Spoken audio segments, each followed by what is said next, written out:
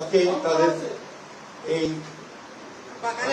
দেশনেত্রী জানাজা দাফন মন্ত্রসূচির সমস্ত কাজগুলো সুষ্ঠুভাবে সম্পন্ন করার জন্য কোঅর্ডিনেট করার জন্য তারা আমাকে আমন্ত্রণ জানিয়েছিলেন ক্যাবিনেট থেকে।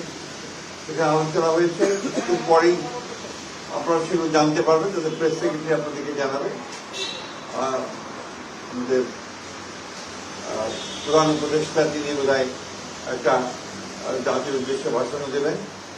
আপনারা তাদের কাছ থেকে সব কিছু জানতে পারবেন, যেহেতু তাদের মিটিং তারাই জানাবেন, সেটাই ভালো হবে। আমাদের বিষয়গুলো আমরা আপনাদেরকে সকালে জানিয়েছি।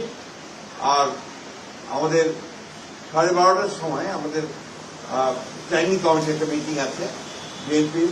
সেই মিটিংয়ে আমাদের সমস্ত সিদ্ধান্তগুলো চূড়ান্ত করে আমরা আপনাদেরকে আবারও জানাবো, টাইমটা জানতে থাকবো। সেই ক্ষেত্রে আপনাদের কাছে আমরা সর্বাত্মক সহযোগিতা চাইব। আপনারা সবাই দেশনেত্রী বেগম খালেদা জিয়ার জন্য দোয়া করবেন। আসসালামু আলাইকুম।